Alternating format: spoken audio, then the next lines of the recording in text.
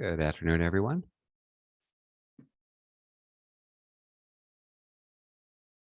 So today we're going to go over research and logical arguments. We're going to be talking about how to draft a logical argument, how to make sure that you have a good logical argument in order to revise it. And then we're going to spend a lot of time talking about logical fallacies, which if you've never heard of before, it's okay. They can be kind of complicated, but the idea itself isn't difficult. And then talk about, how to make sure that you're not accidentally using them, or when you're looking at your sources, making sure that the sources aren't using them, which kind of makes them not very credible sources. And then some very preliminary research strategies, talk about primary sources versus secondary sources, talk about scholarly articles and peer-reviewed articles, and then some stuff about how to actually find these articles in the databases. So if you've ever used any kind of database before, like even in high school, most databases are kind of similar. So if you use one before, this shouldn't be brand new, but I'm going to give you some very specific tips on how to use the JCC one to make your searching much easier and more user-friendly, basically. So for this one, I should create a little PowerPoint. It seemed to work pretty well last time. And so if we're talking about drafting and revising arguments and logical fallacies, excuse me.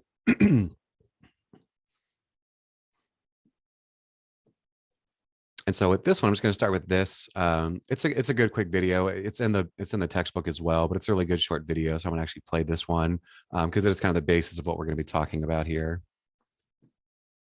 Understanding arguments, identifying key parts and their relationship. Now that you know that critical thinking requires you to step back and carefully examine claims and arguments logically, we can dig a little deeper into what that means. As you know, critical thinking allows you to apply reason or logic to evaluate something you read, hear, or see. Most often, people use critical thinking to evaluate an argument someone has made. By thinking critically about an argument, you can analyze the argument and conclude whether you think it's right or wrong, strong or weak. But before you can analyze something you've heard or read, you must first know whether it's even an argument or not. Now, this may sound obvious or easy, but as you'll see, that's not always the case. So, what is an argument? First, it's important to recognize that an argument is made to address a specific problem or issue by offering a position on the problem or issue and providing reasons for that position.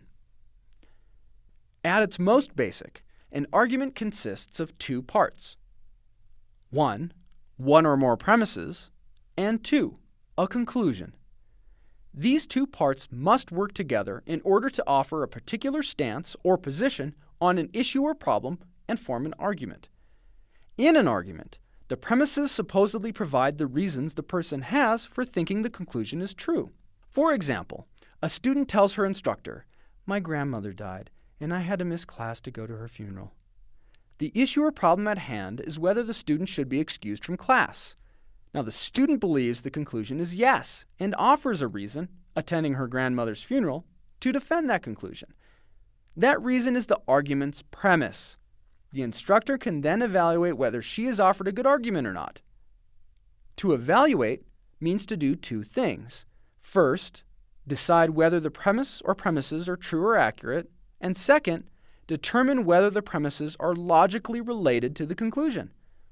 In future modules, you'll learn more about this evaluation process. We're going to break down the definition of an argument by focusing on 4 key points. 1, the premise. 2, the conclusion. 3, the application of reason or logic. And 4, the relationship between premises and conclusions. Premises. When someone makes an argument, they are offering up their position or stance on some issue at hand.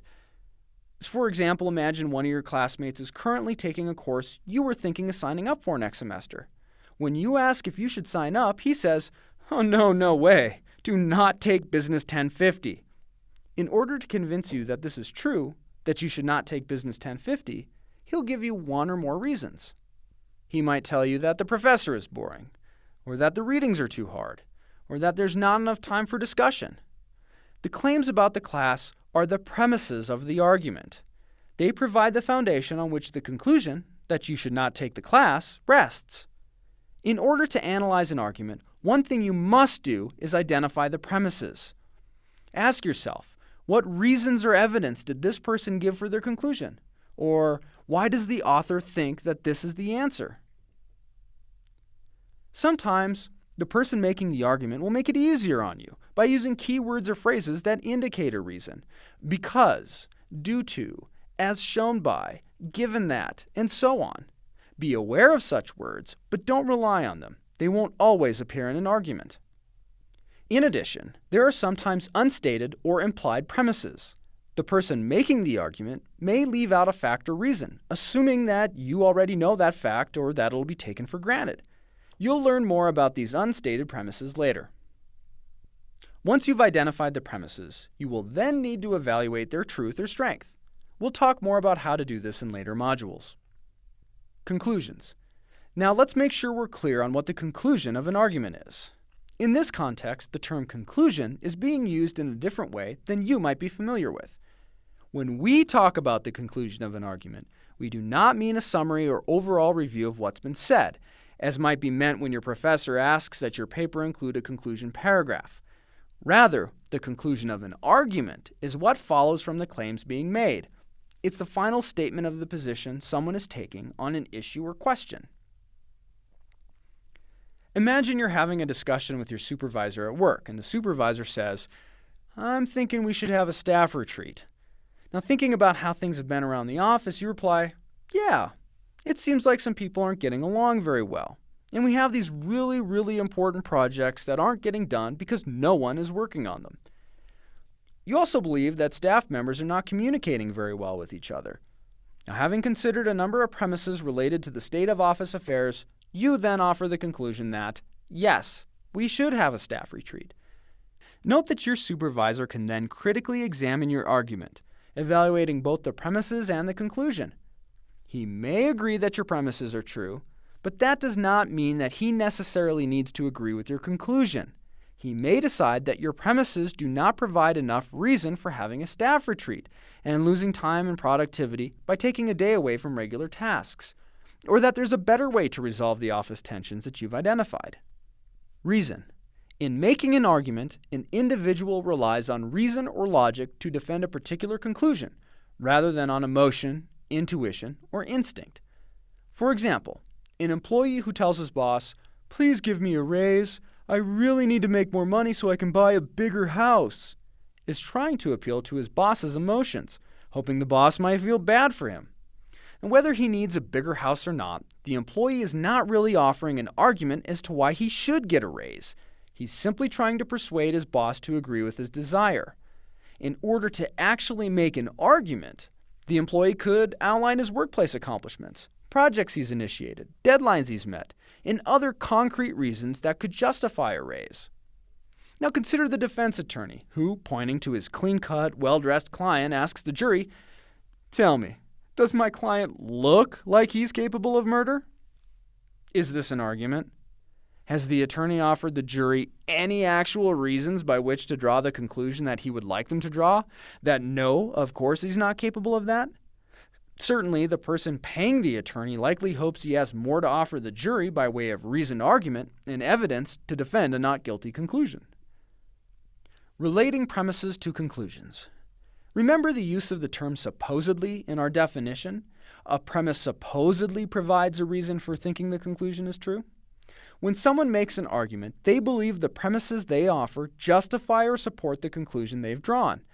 However, the point of applying critical thinking to arguments is to evaluate whether that is in fact the case.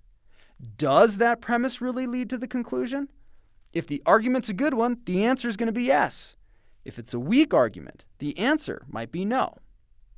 Remember when you asked your classmate about taking a certain class? Imagine if instead, about telling you what the class was like, he says, "Oh, no, do not take that class. I hate that class. It's so early in the morning, and I am not a morning person." In order to support his conclusion that you should not take the class, the premises are that A, the class meets early in the morning, and B, he does not like mornings. Now, do those premises really tell you whether you should take that class? What does your classmate's dislike of mornings have to do with you? So when you analyze an argument, You must not only evaluate the premises and conclusions separately, but you need to consider the relationship between them. If the premises do not directly address the question at hand, in this case, should I take this class, then they do not really offer support for whatever conclusion is made, and therefore you have a weak argument. The missing link, unstated assumptions. Sometimes it can be difficult to tell whether someone's making an argument or whether the argument they're making is a good one because pieces of the puzzle are missing. People do not always explain their arguments very well. Have you ever heard the phrase, "it goes without saying"? That "it" is an unstated assumption, a premise that, for some reason, is simply assumed rather than explicitly stated. For example, consider the following argument. It's not required for you to do an internship. You would rather spend your summer at the beach, so don't do an internship. The unstated assumption here that goes without saying is that people should only do what they want to do. You want to spend the summer at the beach, therefore you should do that instead of getting an internship. In the example discussed earlier, when the lawyer asked the jury if they really believed his clean-cut, respectable client was capable of murder, he made the unstated assumption that people who look respectable do not commit murder. The problem with unstated assumptions is not that they are or are not true. The problem is, if they remain hidden, then your analysis of an argument is incomplete. Not all unstated assumptions will be true or accurate or reasonable. If you do not bring them out of hiding by figuring out when some piece of an argument is missing and fill in the gap, then we may miss a weakness or error in reasoning that can undermine the argument's conclusion. If you're the one making the argument, if you leave some premise unstated, someone else may fill in the gap for you, and they may not fill it with the same reason you would have used. In this case, you're allowing someone else to make your argument for you, to put words in your mouth that might not belong there. In both assessing and making arguments, you should always be alert to what is not being stated. So with that one, I really would, once you really craft your working thesis statement, once you work on it some more, once you get a more appropriate thesis statement, just going through the ones that turned them in on time, a number of them, they're technically thesis statements because they do state a main idea. They do have some kind of an angle, but a number of them weren't argumentative. So that entire video that was 11 minutes long was about writing a good argumentative thesis statement. So it's an 11-minute video about a single or a couple of sentences. And it's that way because they really are that important for this kind of assignment. Because you're writing an argumentative essay, your thesis, your main idea has to be an argument that could be debatable, but it has to be something that's logical. It could be something that someone could agree with as well as could disagree with. And we're spending so much time on the thesis because many of you have not written this kind of paper before. So it's really easy to accidentally write a whole essay, 5, 6, 7 pages long, where all you're really doing is providing me with information. So if you're writing about teen pregnancy or teen suicide, and the entire paper is just facts and statistics about teen pregnancy or about teen suicide, it's the wrong assignment. You're not writing an argumentative paper. On the other hand, if your thesis is something like the biggest problem or the best way to avoid teen pregnancies is through mandatory sexual education classes in every school across the nation. Now you have an argument about that. Sorry, somebody have a question? Oh, it's outside my office. Sorry. So now you have an argument about that. If you make a claim that someone could say, I disagree that sex ed education is the answer. I think better parenting classes is the answer. Those are both valid arguments, but because you're making one and someone could oppose it, you have an argument. And then you could go through the entire paper supporting that argument. So all of you, your topics so far, they're good topics. The issues you want to talk about are good. Just make sure you don't go too far before really establishing what that argument is that you want to make. So you're going to have that one main argument that you spend the entire paper developing, okay? And so it's really, really crucial. I would say once you work on your thesis statement a little bit more, go back and watch that video again. It's in the reading, the little textbook reading link, and just make sure that your thesis statement is doing all of those things. If it's not right now, I'm already commenting on those types of things, so you'll know as soon as you turn it in if you're heading in the right direction. If you work on it some more and you want me to look at it again, definitely email it to me. Say, hey, I tweaked it a little bit. This is what I'm thinking now. Can I get some more feedback on this? Because once you really know kind of what your main argument is, it's going to make researching for the paper so much easier. Okay. So we look at a few different examples. So these are inaccurate arguments. So if we say poor children get low grades in school because they are lazy, right? And someone might agree with that. Someone might disagree with it. So it's technically debatable, right? But then there's an implied connection that poor equals lazy. So is that a true conclusion? It's really not. Just because you're poor doesn't mean you're lazy. Just because you're lazy doesn't mean you're poor, right? I know, some poor people that are extremely hardworking. I know some lazy people that are extremely wealthy, right? Those two don't equal each other, but there's this implied connection between low grades being poor and being lazy, right? But if we wanted to talk about this as an issue, you could make it a true logical argument by revising it. If I said, because children from impoverished backgrounds don't see education as a possible path to wealth, they are often less motivated to do well in school. And that might be what you were thinking of all along. You're like, yeah, I'm not saying that they're bad at school because they're poor. I'm saying they've been poor. They don't see the benefit of education. They don't see it in their own lives. They don't have the experiences. And so they don't think school is worth it. They just want to get through high school so they can stop going to school and start working, right? Because of those reasons, they're less motivated to do well in school, which in turn makes them lazy on certain assignments, right? That's a better logical argument. You're not making any kind of implied untrue conclusions with something like that, but it's the same basic issue you're talking about. If we look at another one, the price of gas should be lowered because it is too expensive for most people. And I mean, who's going to disagree with that, right? But is this conclusion true? Maybe it's true, but is it an argument or is this just a wish or a desire, right? You would be hard pressed to find anyone that said, no, I love paying $4 a gallon for gas, right? You're not going to find that person. No one just likes to burn through money for anything, right? But why should gas be treated any differently than food or anything else that we could buy? We could all universally agree, I wish food was cheaper. I wish cars were cheaper. I wish houses were cheaper, right? But we don't do that. We do it for gas because it's a hot topic right now. Does that make sense? So it sounds like it's a good argument, but it really isn't because it's very hollow. It's not a true conclusion, right? But if you wanted to talk about the price of gas and that it should be lowered, if your argument was instead that we should make certain policy maneuvers in order to reduce the price of gas because a lower gas cost is crucial for maintaining our economy. Very, very different argument, right? Because you can break that apart into little bitty chunks and pieces and prove your side of the argument for each part of that, right? If you lower the price of gas, maybe the price of shipping goods would be cheaper because most of the stuff we order online and it's shipped by truck, right? So if gas was cheaper, those products could become cheaper. And you can make that kind of logical argument. Excuse me. And so when you're looking at all of these, they call it the STAR. So when you're evaluating support, and it just stands for sufficiency, typicality, accuracy, and relevance. So you don't have to memorize these four things, but learning how to apply them, right? So sufficiency, is there enough evidence? Is there sufficient evidence to support the conclusion, right? Can you find enough evidence to support this conclusion that you're making in your thesis statement, right? Generally, only stronger and not weakly supported conclusions should be accepted, right? So you don't want a conclusion that you're like, well, in certain cases, maybe this is the way it should be. That's a pretty weak conclusion. You want to be as strong as possible, right?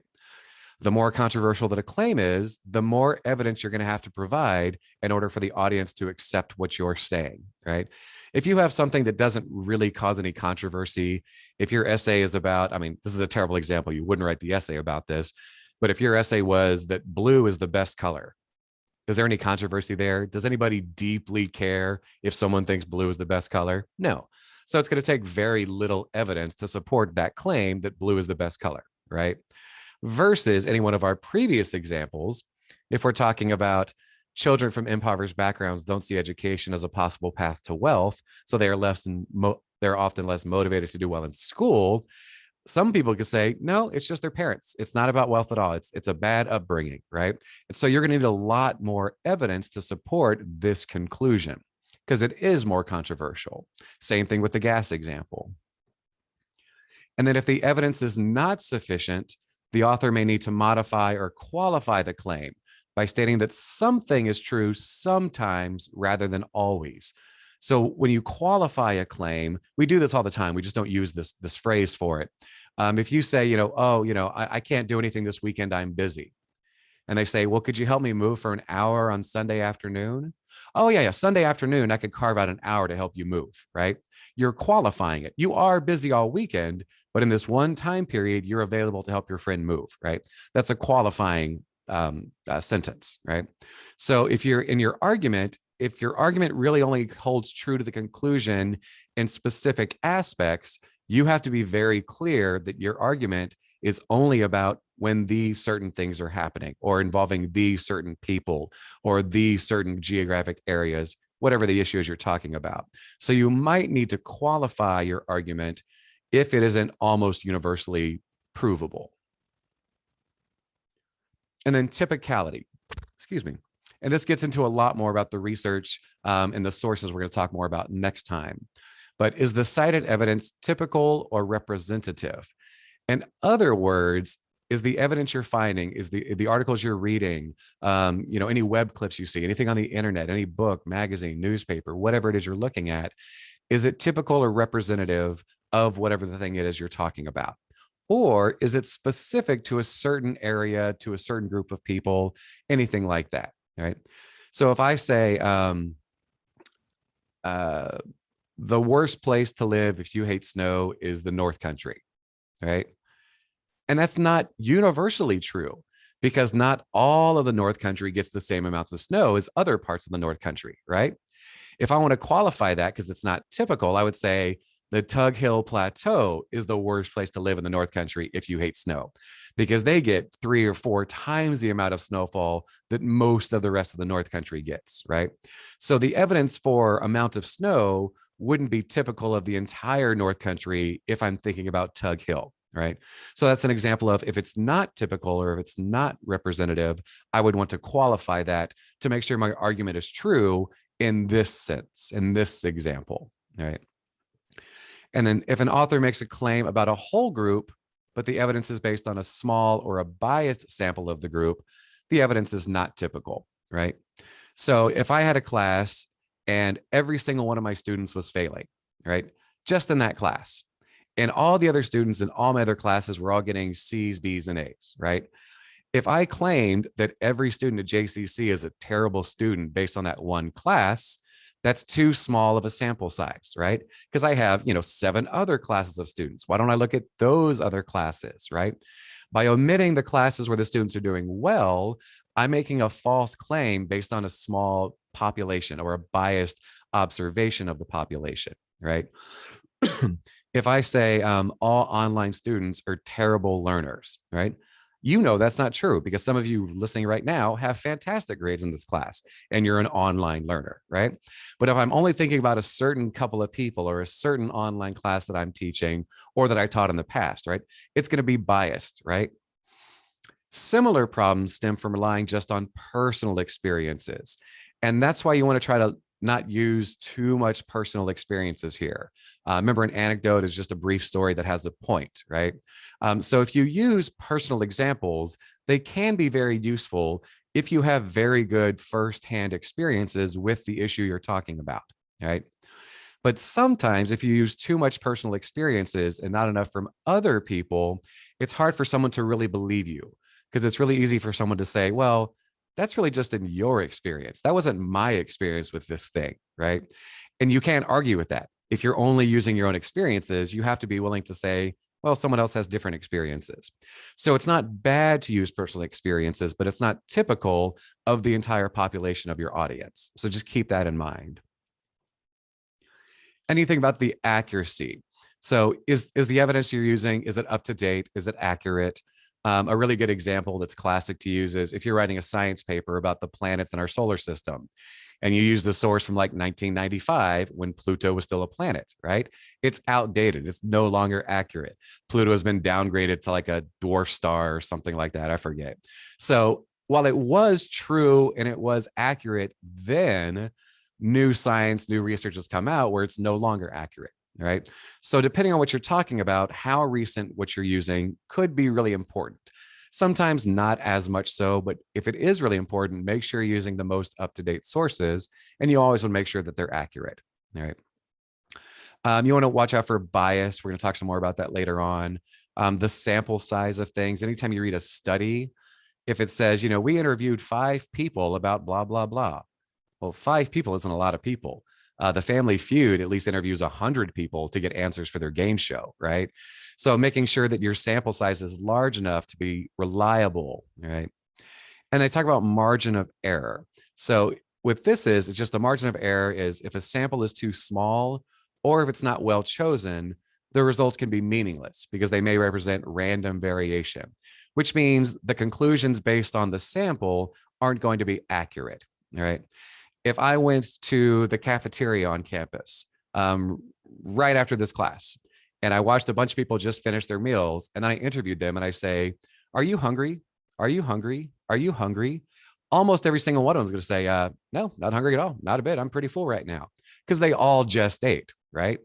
Versus if I go to a class at 11:30 where they've been stuck in a 3-hour lecture and they're dying to go to eat lunch, and I interview them on their way out of class and I say, "Are you hungry?" They say, "I'm starving. I'm starving. I'm starving." They're all going to universally say that they're starving, right? I'm taking 2 drastically different samples. So if I want to claim that no one on this campus is hungry, I would just interview the people that just ate lunch. And I wouldn't interview the people that haven't eaten lunch yet. It's a biased kind of study. So make sure that there isn't such a massive margin of error like that in any of the information that you're going to use. When we talk about source credibility and source bias, if you steer clear of very biased sources, you probably don't have to worry too much about these things. But when you start using the general internet, it's a little bit tougher to sift through these things. And then relevance is really important. So is the evidence directly relevant to the claim that it's being used to support, right? So if we're talking about one thing, but we use evidence from a study about something else, is it fair to use that information when talking about this totally different issue over here, right? Just because you find a number that sounds interesting or sounds like it supports what you're talking about, is the same information really supporting whatever argument it is you're making about your issue? Excuse me. And then, so if an author supplies a bunch of evidence, but it supports something different, and I see that happen a lot, mainly because a student doesn't fully read the information around the quote or around the piece of data or whatever it is. So you want to avoid using things that aren't really relevant to your study. One thing that's really common in a research paper like this is if you're talking about an American problem, and then you find an essay or an article that's about the same problem, but in a different country, and you use that country's figures and statistics to support your argument about what's happening in America, it's probably not relevant, right? If you want to say that obesity is a global epidemic and you only use information from the US, then yeah, you're going to get mostly global epidemic obesity stuff. But if you use stuff from like more healthier European countries, you'll see, well, it is kind of a global problem, but there's a few countries where it's really, really a problem, and a bunch of other ones where it's really not so much of a problem, right? So finding the relevant evidence in terms of what part you're talking about. Are you talking about New York State? Are you talking about the East Coast? Are you talking about all of America? Are you talking about the entire planet, right? Make sure the information you use is relevant to what you're actually talking about. So now logical fallacies. Some people really like these because they're fun. If you learn how to use logical fallacies in public speaking, you're going to be a very convincing public speaker. So if you want to be a politician, you should really learn how to use logical fallacies. In general, though, they are terrible because they are inaccurate. They're tricks of reasoning, usually on purpose. And so just the definition, fallacies are errors or tricks of reasoning. We call a fallacy an error of reasoning if it occurs accidentally, and this can happen. But we call it a trick of reasoning if they use it on purpose to manipulate his audience, right? Just think of the definition. Any kind of politician might come to mind. They do these all the time on all sides of the aisle, right? It's not a Republican or a Democratic thing. They all do it. So they have formal fallacies. So formal fallacies are error of logic, okay? So in a formal fallacy, the conclusion doesn't really follow the premise, or it isn't really supported by the premise. So think back to that video about the premise and the conclusion for your thesis statements, right? So for example, Nora feeds Johnny eggplant every day, and Johnny is really healthy. Therefore, we should feed our Sally more eggplant, right? And it sounds kind of logical, right? While it may be true that eggplant is a healthy food, Johnny's eggplant consumption is assuredly not the only factor contributing to his health, right? Because he's probably not just eating eggplant for breakfast, lunch, and dinner. He's probably also exercising. He's probably also not eating a Snickers bar every single night. He's probably also not drinking a 6-pack of Coca-Cola every day, right? So just the fact that he eats eggplant doesn't mean that he's healthy. It's not just that one thing, all right? So a formal fallacy is created when the relationship between the premise and the conclusion does not hold up, right?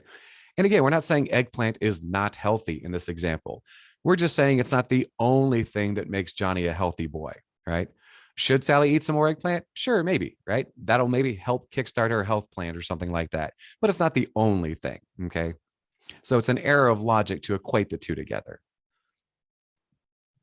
Excuse me. Versus informal fallacies, they often bring irrelevant information or incorrect information into an argument. It's usually based on assumptions that if you really break it down, it's not true. Okay. So these are things that sound quick and snippy and they sound really smart. But if you could pause when someone's speaking and say, write that down, let me look at that again, you'd be like, this doesn't hold water. This is not an accurate statement.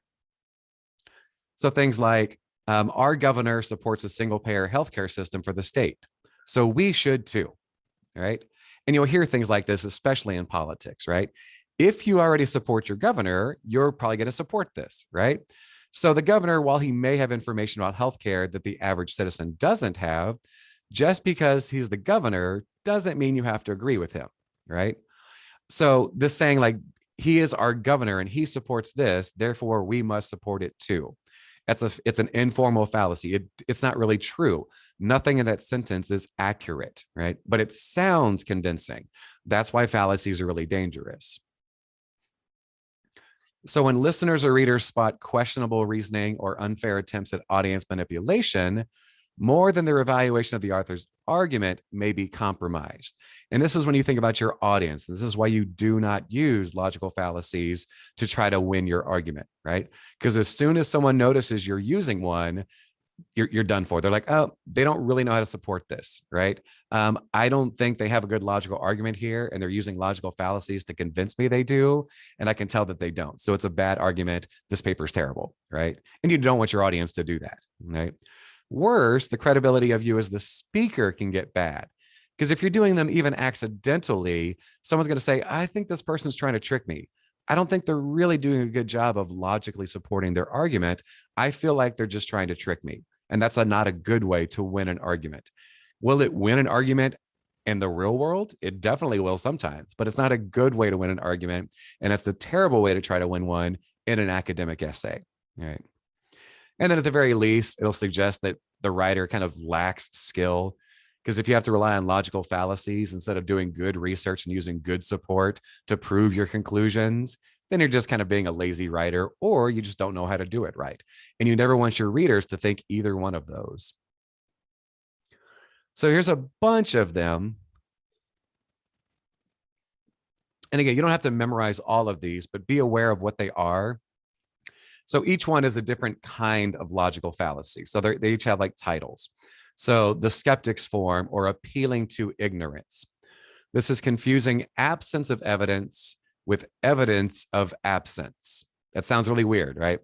But it assumes that if you cannot now prove that something exists, then it is shown that it doesn't exist, all right? This is kind of like lack of information. So for example, there's no proof that starting classes later in the day will improve the performance of our high school students. Therefore, this change in schedule will not work. All right. And they're saying there's no proof because there is no proof. We've never tried to start classes later in the day, so there's no evidence to draw from in order to prove that. So they're actually using the absence of evidence to prove their point that there is no evidence to prove their point. So it's this kind of circular, it doesn't really make sense. It sounds convincing, but it's not really convincing, right? Begging the question, this is really common as well.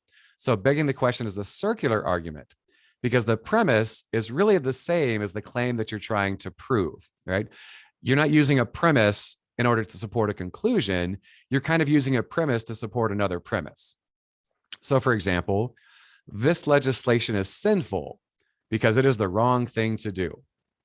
Well, the wrong thing to do is just kind of the definition of sinful.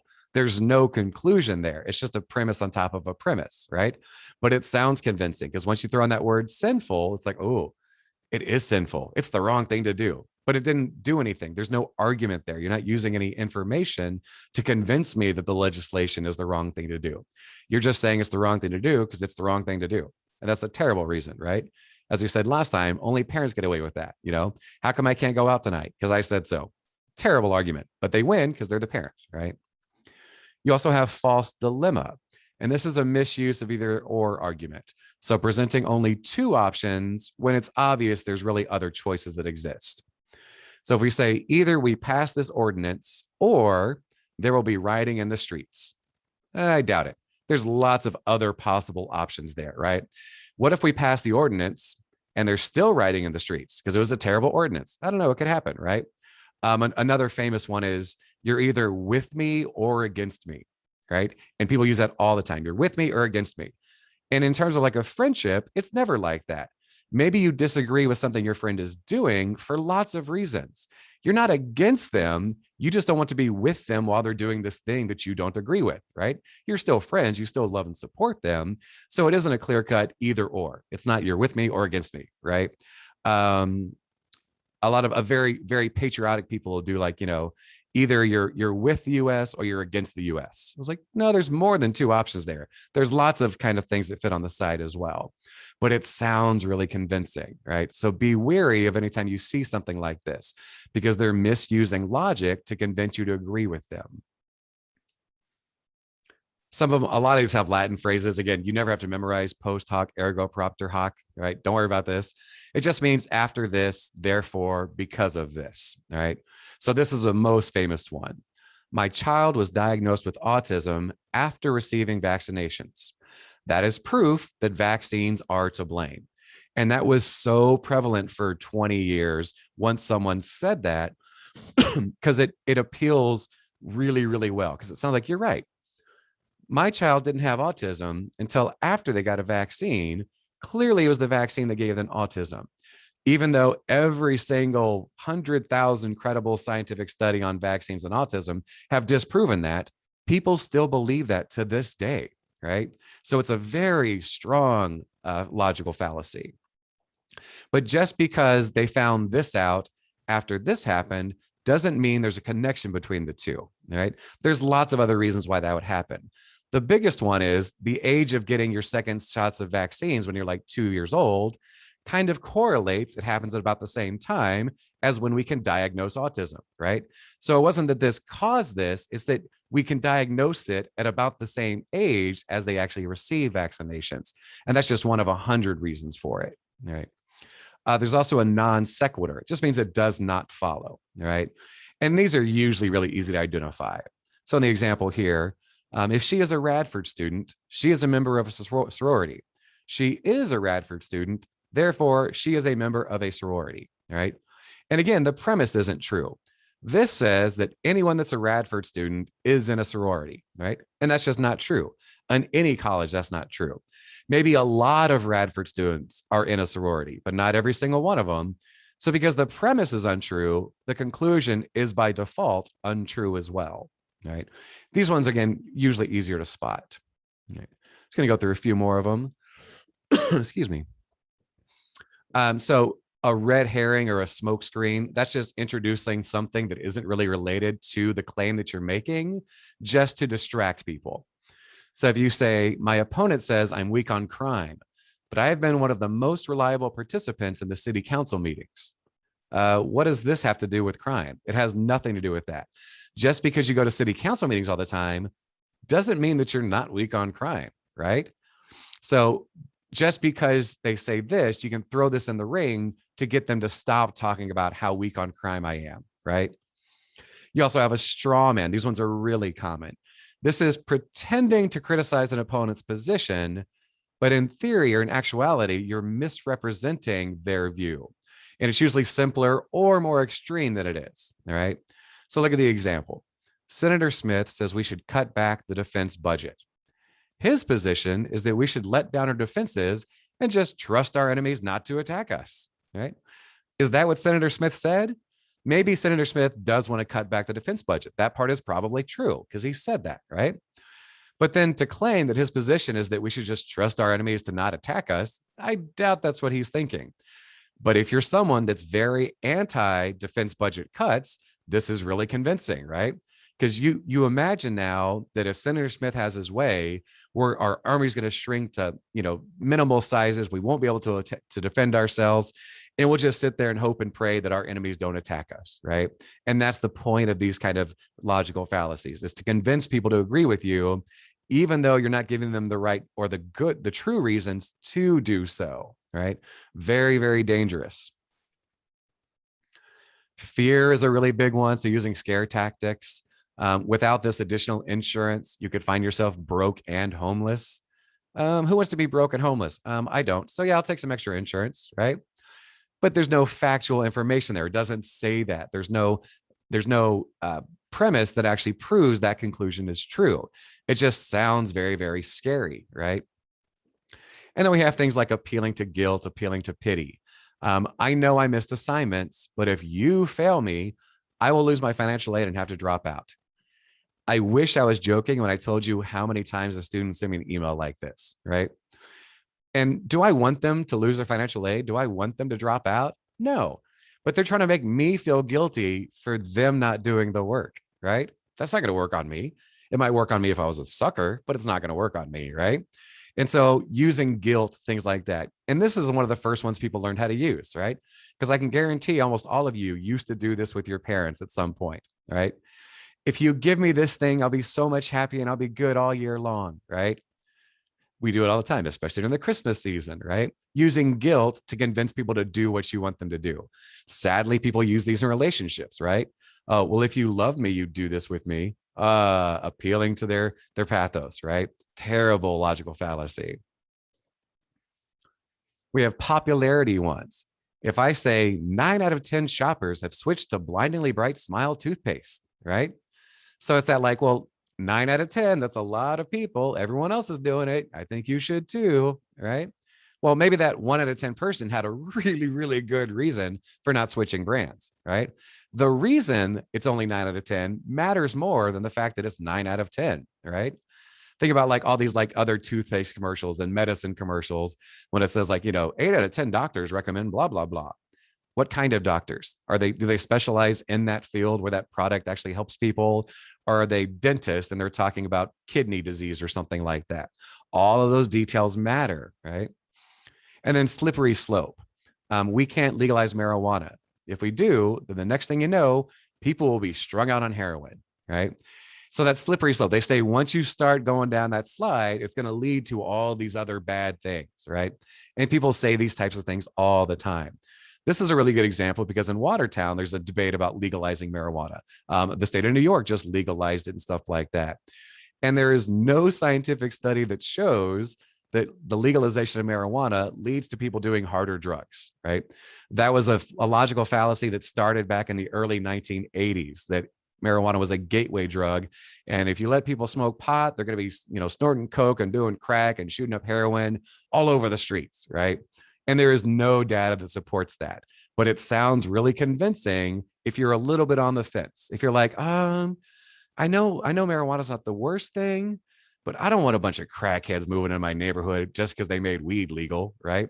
Very slippery slope, but a terrible argument. A few more, don't worry. I know there's a bunch of these.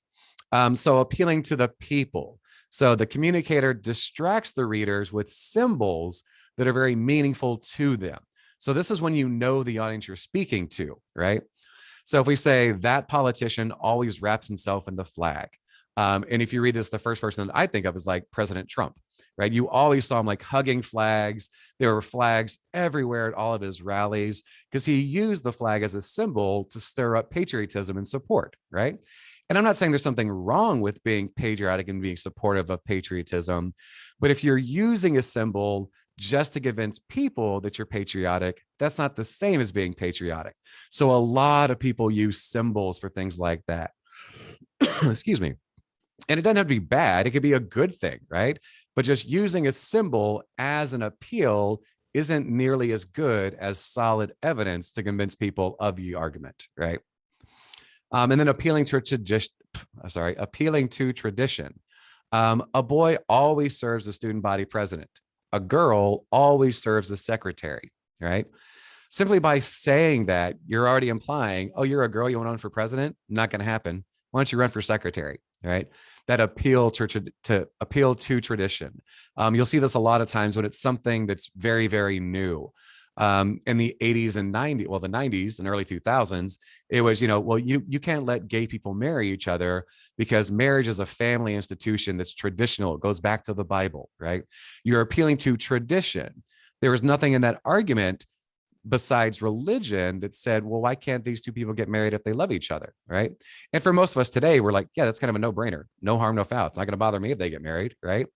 And so, but that appeal to tradition, and you think about all the things that entails, it makes people very likely to get wrapped up in what you want them to think instead of critically thinking about the issue that you're actually discussing. Right. Excuse me. And this is the last one. So using loaded language or just kind of emotionally charged uses of terms. And if you've never heard of these before, it's okay. There's things called God terms, devil terms, euphemisms, which are just common sayings, and then dysphemisms, which are like derogatory terms used in place of the terms you should use. So if you say something like this, the senator demonized the president because of his military proposals, right? In this example, the word demonized is being used instead of the word criticized, right? This means criticized, but when you put it in these kinds of terms, right? Demonized. What word is inside of this word? Well, demon is, right? So now we're equating the senator to a demon. Is that positive? No, that's totally negative. But instead of using the word criticized, they use the word demonized because it's more powerful. It really appeals to people, right? But it's an inaccurate argument. It's a logical fallacy, right? You shouldn't do word tricks like this just to trick people into agreeing with you. You should use solid evidence to convince people that your argument is the correct one, right? So with these, and again, I know there's tons of them. There's even more than these ones here, but just kind of go through them and think about why you shouldn't use them, right? And especially if you find them in your essays that you're reading for your research, pay really, really close attention. If you read something, you're like, wait a minute, that sounds like one of those fallacies we talked about. Really pay attention to it to see what they're trying to do, right? Almost always good information will just be good information. They won't be trying to get an emotional response out of you. If someone is trying to get an emotional response out of you, then they're probably not giving you the best information. They're probably using fallacies to convince you to agree with them, right? So be very leery if you read something and you can tell it's trying to make you angry at some other group or at some other person, right? You'll see it on the internet and the news and stuff like that all the time, but you shouldn't see it in real good researched articles, right? So that's all these ones right here, right? So then with the research strategies, this is all stuff you have to incorporate while you're doing research and while you're writing your paper, right? And so these aren't difficult. So the research strategies, differences between sources, they're not hard, but the more that you use them, the better you're going to get at them, okay? So I'm going to show you a few things.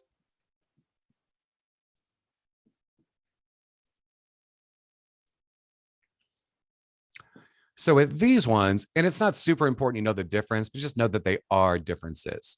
So a primary source is, like the name indicates, it's primary. It's firsthand. It's the person that is writing that or recording that video was there looking at that thing, right? A secondary source is someone that's one step removed from that, right? So if an author writes a book, that author is the primary source. If I read the book and I write a book report about it, I'm a secondary source, right? And then a tertiary source would be someone else that gathered a bunch of book reports and put them all together, right? They're 3 steps removed, all right? And that's all you really have to remember about those. So some examples really help. So if you look at like agriculture, right? The primary source could be a conference paper on tobacco genetics, right? Because they were on the ground doing studies about the genes within tobacco and things like that. A secondary source would be someone that read articles that these people wrote on tobacco research. And then a tertiary one would be like an encyclopedia article on tobacco, because they probably read all these people things to make their encyclopedia article, right? Or a Wikipedia article, same kind of thing, right? So just understanding there's different levels. Primary sources are always going to be the very best one. They're also the most difficult and time consuming, right? I don't expect any of you to go out and interview 30 different people to gather research information for your paper, right? That'd be way too time consuming, way too difficult. And this isn't a journalism class, right? So you're mostly going to use like secondary sources and occasionally a tertiary one, right? I've said before, like, looking at Wikipedia isn't terrible, but it's not going to be one of your best sources. That doesn't mean don't use it. It just means use it very, very sparingly, right? But you're going to focus mainly in the secondary. So I have essays, articles, reviews, books, biographies, all these types of things. All right.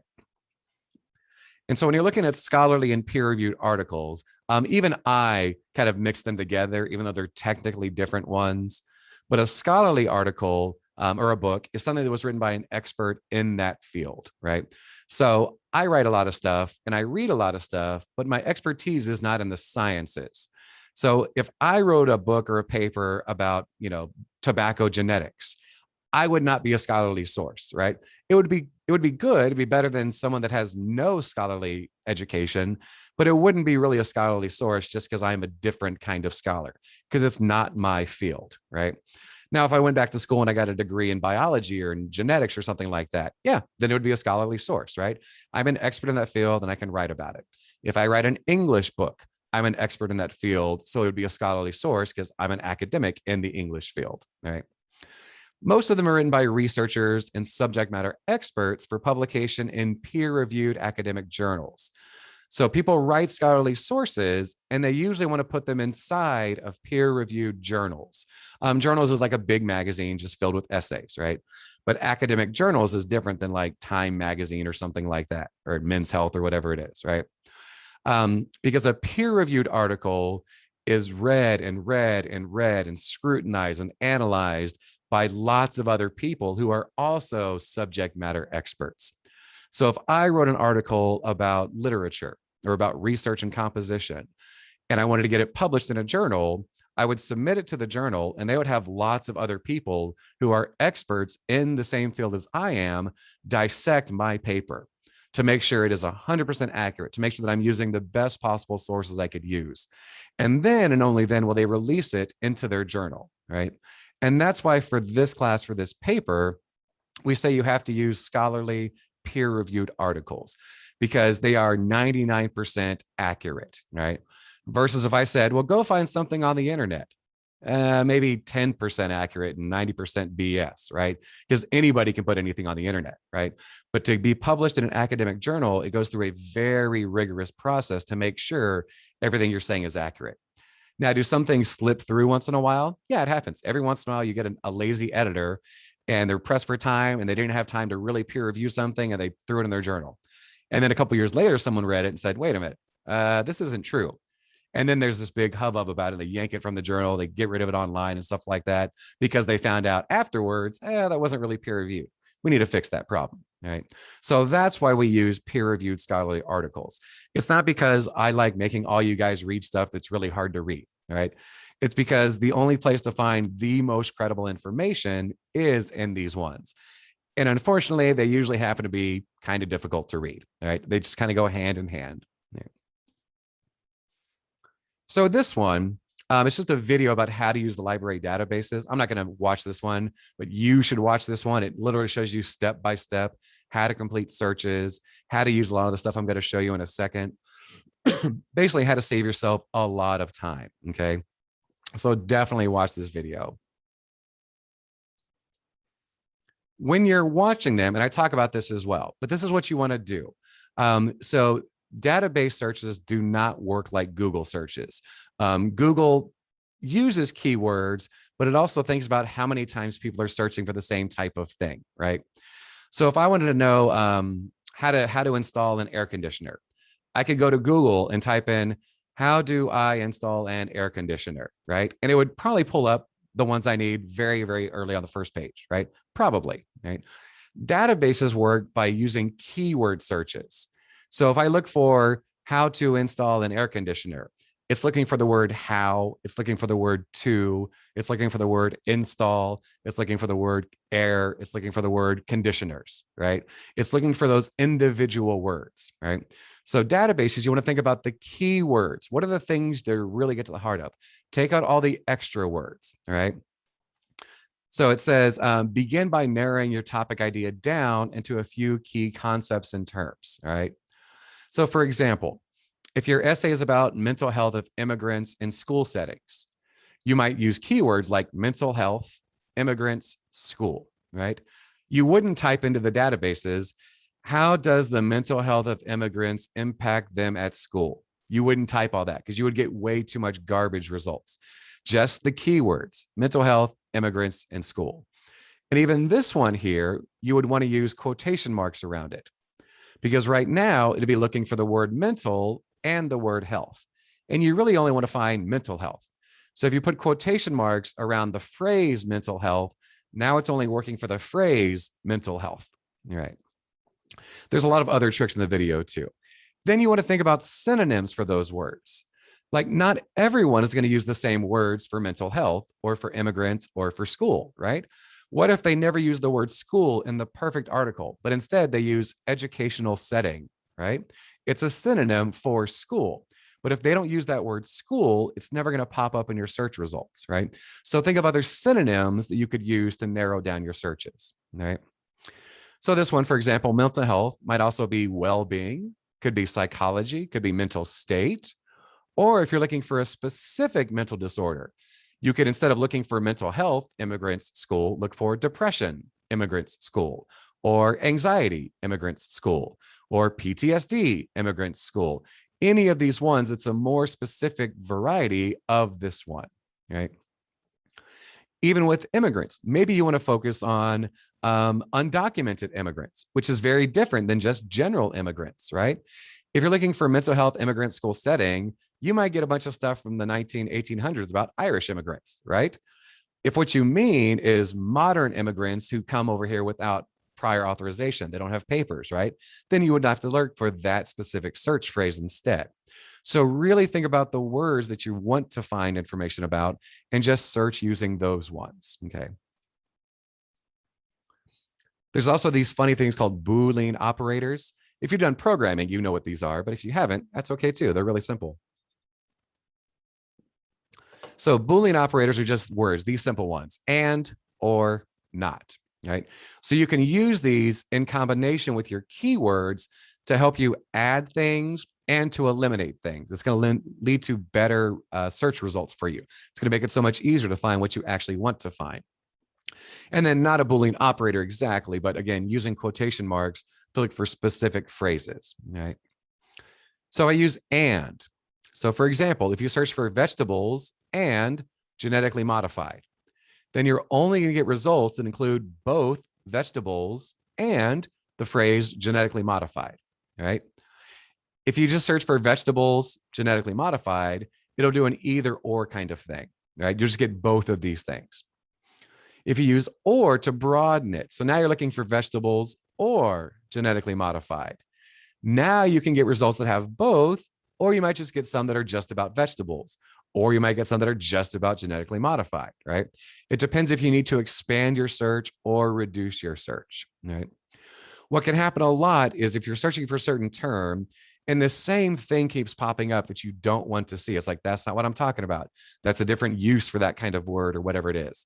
You can use the word not, and it'll eliminate that word from searches. So let's say you're looking for vegetables, not broccoli, and genetically modified. Now it's going to filter through them, and anything that's about vegetables that's also about broccoli won't show up in your search results. So you won't see page after page after page of broccoli genetically modified, right? Because you're tired of reading about that one. You're looking for something specific, a specific vegetable or whatever it is. And so using these, they're just little bitty things. They just take a few extra seconds, but it can really help you kind of narrow down what it is you want to find. Some other ones. So when you start doing searches, you'll see pages like this all the time, right? So what you'll see, and this is all the information about an article. So once you've clicked on an article, you'll be taken to a page that looks kind of like this one. Some look exactly like this. Some are a little bit different formatted because there's a bunch of different databases, but they'll all have some version of this. So it has things like the author, where it comes from, the source, and then they'll have subject terms. These ones here are really, really, really good. All right. Subject terms here is basically this database is saying, hey, I see you're reading JFK and the Future of Global Leadership. You might be interested in political leadership, in history, and the Cold War era, and international relations of the 20th century, and nuclear weapons, United States, social aspects, Cuba, Soviet Union, 20th century. So all of these are other terms that might have more information related to this article. Right. So you can actually click on these in your searches and it'll pull up lists of results based on the subject that they fall under. So if you want to find out more specific information within the subject realm of the keywords you're using, this is a really handy place to do it. It's basically like doing new searches without you coming up with the words to search for. They've kind of created the words for you, right? Sometimes right around here, you'll see something that'll say keywords or key terms. And these are usually words that the author themselves put in. And those are nice because they help you understand what else everyone else in this area or this field of expertise is talking about. So you can also click on their key terms or their key words to find other articles about that same key word or term, right? Really friendly, helpful right there. Excuse me. So when you use other author sources, right, you want to read the bibliography at the end of an article and you can see where they get their information from.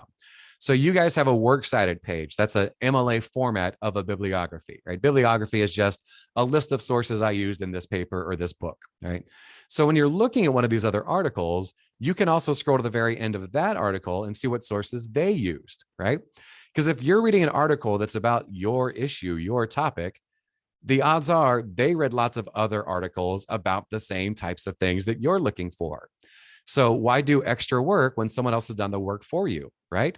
Use their bibliography, use their works cited page to help you find more sources, right? Same thing with Wikipedia. So Wikipedia, again, it's not terrible, but it's not great because it doesn't have to be credible, right? It's getting better every single year. It's a lot better now than it was 10 years ago, right? Most of it is credible information that's been verified, but not all of it.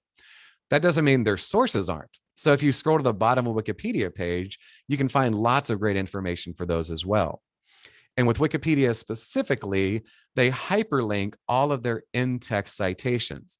So if you've ever looked at a Wikipedia entry, you see all the little numbers after a bunch of the sentences, that's their citation.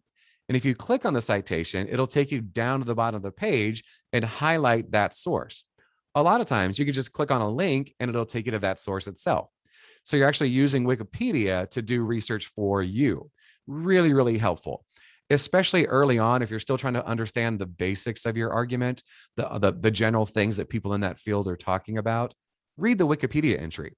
It's broken down in a way that most people can easily understand. So it's a great way to really introduce yourself to the ideas of that topic, okay? Excuse me. And then just go read those sources, right?